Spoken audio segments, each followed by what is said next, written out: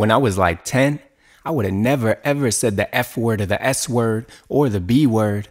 Nah, see, I was that shy little nice kid more concerned with getting good grades and winning in kickball at recess than putting other people down and shouting out the most explicit, offensive words I could think of. You know, the words that little kids pick up from an uncle or an older sibling, or the unedited version of the latest commercial mainstream hip-hop CD. When I got older, I began to adopt the F word and the S word into my vocabulary. I began to realize that those words were strong words, words that could be used to express my growing frustration with racism, sexism, heterosexism, every other ism, the media, the world. I began to say things like, that's bull S word.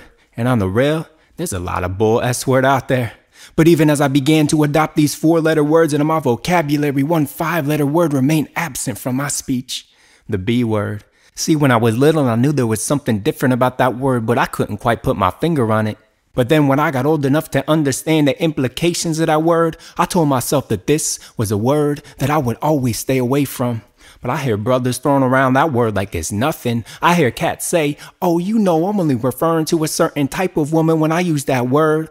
Well, if a white person got up in their face using the N-word and said, I'm only using it to refer to a certain type of black person, I don't think that would be cool. At least I hope it wouldn't be cool. So why is it cool for men to use the B word to women and not care if it's cool with them?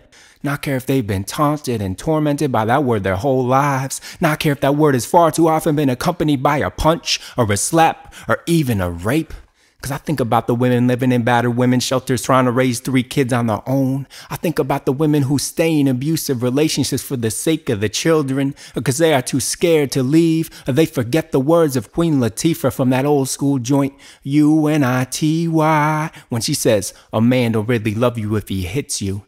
Because the mentality that says it's okay to hit a woman is the same mentality that says it's okay to use the B word. And if you look up the B word in the dictionary, it probably says a female dog.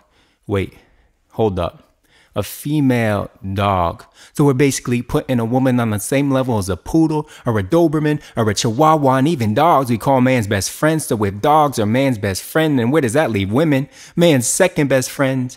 Man's companion, one step below dogs. Man's main B word.